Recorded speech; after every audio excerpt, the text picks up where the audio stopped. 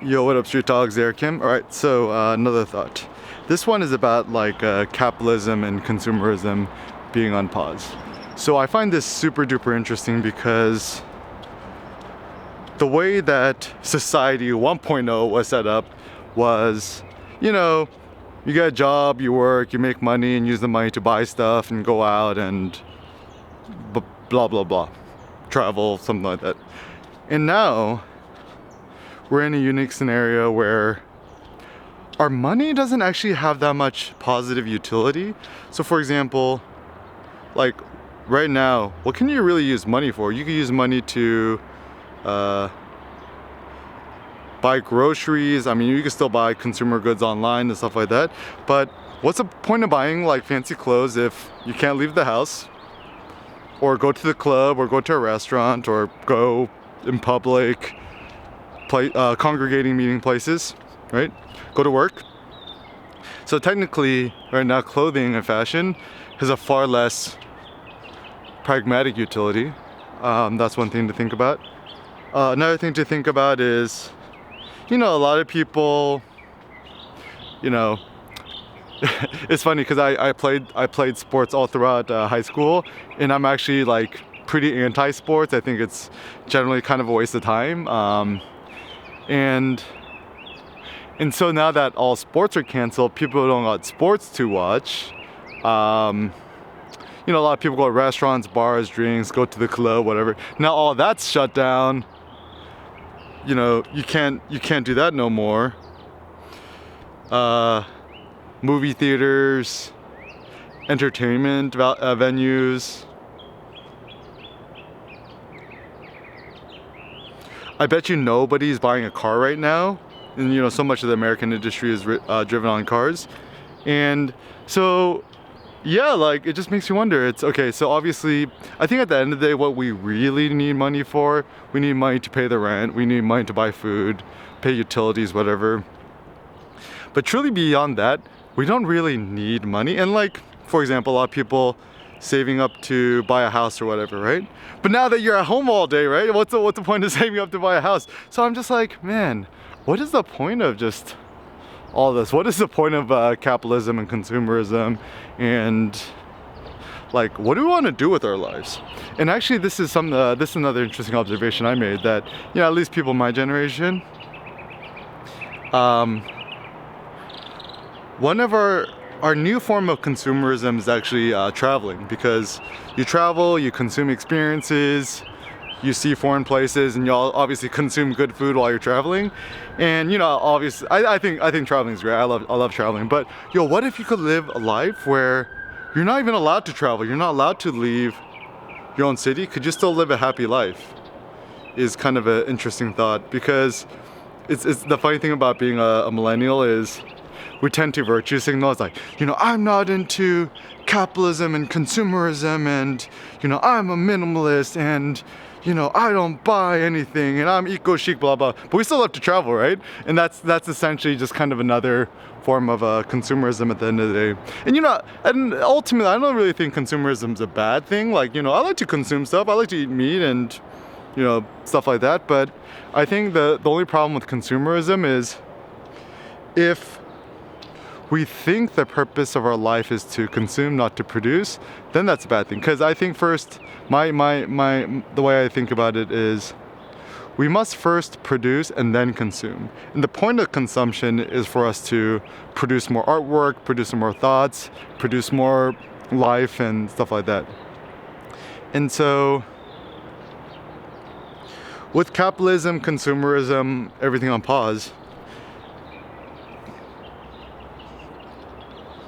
I think it kind of gives people a unique opportunity to really reflect and meditate on their lives. It's like, what am I doing this for? Why am I working this job that I hate and blah, blah? And, what is the point of my life? What is the point of humanity? And actually, probably one of the best things about living in Vietnam was I essentially had a year to think, to meditate, to write. And it kind of gave me a lot more clarity in terms of like my personal philosophies, what I believe in and stuff like that. And so I think, treat this as a unique time for you to do the same, where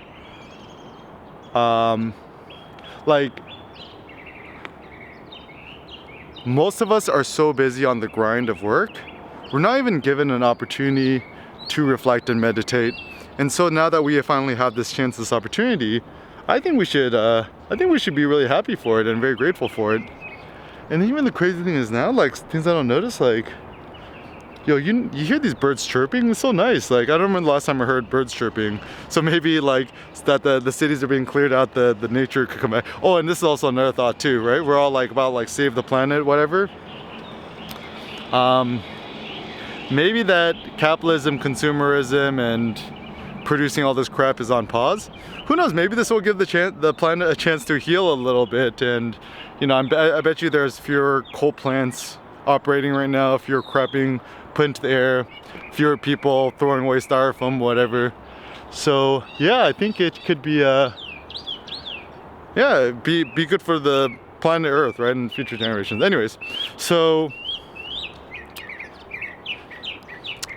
during this opportunity, I would really encourage you to think and meditate on your life. You know, what are my personal life goals? And just think like, and this is so interesting, these creative constraints.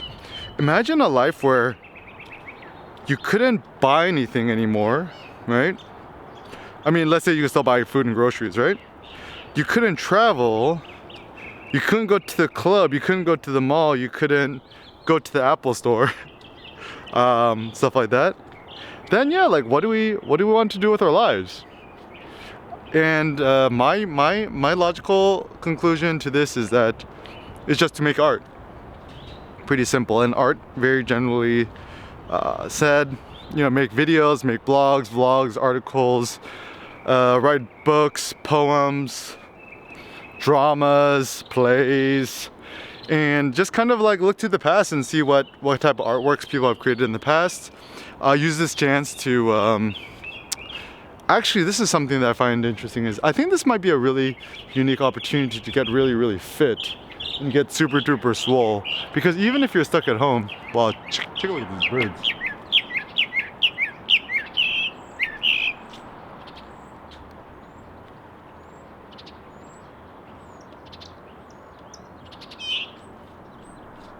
Nice birds. Right? So, you know, some of y'all might not be able to leave the house, and I'm sorry for y'all. But yeah, like you could still use this chance to get super duper swole. Like, you know, there's a lot of these like workout videos on YouTube, just like HIIT or, you know, push up or burpee challenges. Like even a goal. This is some like funny workout goals. Every day, like in a 24-hour period, see how many push-ups you could do in a 24-hour period. Or see how many bodyweight squats, you know, normal bodyweight squats you could do in a 24-hour period. And or sit-ups or burpees or whatever you could do. And I think no, this is another thing we could practice too. So because, you know, we can't go on eating and whatever, maybe this could be a good chance to practice fasting, like not needing to eat breakfast and lunch, because I assume we're not going to be moving around as much, so we technically should use this opportunity to fast a little bit more. Don't eat breakfast, don't eat lunch. During the day, drink a lot of water and black coffee, do a lot of push-ups, sit-ups, jumping jacks, barre, yoga, whatever kind of gets you going. And make artwork, right? You could still at home, you know, maybe write or blog about your experiences, use the selfie mode on your phone, shoot a quick vlog, see how you're share how you're doing, upload to YouTube, start your website. You know, if you have an iPhone or an iPad, I really love the Procreate app, or even the ZenBrush 2 calligraphy app. Start making digital illustrations and sharing it to your website blog. If you're a photographer, go through your old portfolio, upload them to arsbeta.com, get some real feedback on your photos, and also offer feedback to others. Start to learn how to code. Yeah, and it really looks like us computer nerds, we're going to be the future masters of the universe. So use this opportunity to learn more computer stuff, to hack around more, and just kind of have fun with it.